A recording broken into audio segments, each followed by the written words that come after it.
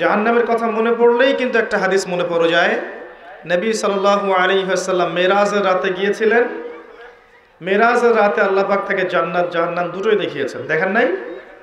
দেখিয়েছেন। যখন তিনি জাহান্নাম দেখেছেন, সেখানে জাহান্নামের প্রহরী একজন ফেরেশতাকে দেখেছেন। খুব ভালো করে শোনেন প্রিয় মা বোনেরা, জাহান্নামের প্রহরী ফেরেশতাকে নবীজি দেখেছেন। আর জাহান্নামে 19 জন প্রহরী ফেরেশতা আছে, মাত্র 19 জন মেইন কমান্ডার। আর বাকি যে কত মালায়েকা আছে আল্লাহ ভালো জানেন। আলাইহা 19 আল্লাহ পাক বলেছেন, ওয়া মা ইয়ালামু জুনুদ রাব্বিকা ইল্লা হু। তো সেই কমান্ডারদের মধ্যে একজন, যার নাম হচ্ছে মালিক। সূরা যুখরুফের মধ্যে তার নাম উল্লেখ করা আছে, তার নাম মালিক। এই ফেরেশতাকে দেখে নবী সাল্লাল্লাহু আলাইহি ওয়াসাল্লাম বিস্মিত হয়ে গিয়েছিলেন, কারণ তার মুখের মধ্যে হাসি ছিল না। তিনি বললেন জিবরাইল আলাইহিস সালামকে, হে জিবরাইল, এই ব্যক্তিকে, এই ফেরেশতাকে, ব্যক্তি নন, এই ফেরেশতাকে যে কখনো হাসে না। জিবরাইল আলাইহিস সালাম বললেন, এর নাম হচ্ছে মালিক।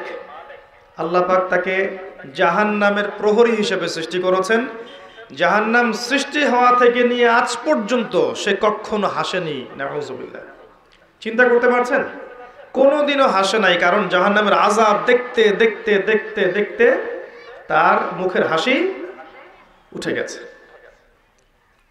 জাহান্নামে যারা যাবে তাদের মুখে কি হাসি থাকবে? নবী সাল্লাল্লাহু আলাইহি ওয়াসাল্লাম অনুমতি নিয়ে জাহান্নামে উকি দেওয়ার পারমিশন আল্লাহ পাক তাকে দিয়েছিলেন। তিনি উকি দিয়ে যা দেখেছেন, প্রিয় মা বোনেরা ভালো করে শুনুন।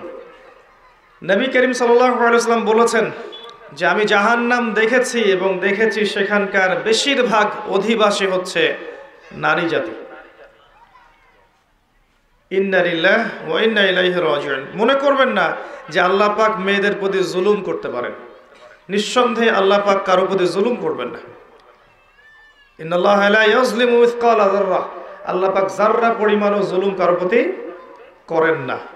তার মানে যারা জাহান্নামে যাবে তার উপযুক্ত হয়েই যাবে ইনশাআল্লাহ তাআলা। আরেকটা বিষয় হচ্ছে, এই হাদিসটা শেষ জামানার মহিলাদের জন্য খাস। জাহান্নামের অধিকাংশ অধিবাসী যে নারী জাতি হবে, এটা অন্য উম্মার নয়, এই উম্মতের, উম্মতে মুহাম্মাদী।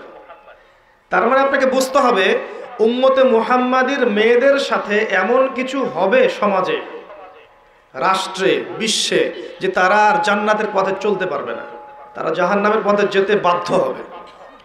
এবার চিন্তা করেন, বিগত 100 বছরে এই নারী জাতির সাথে কি হয়েছে আসলে।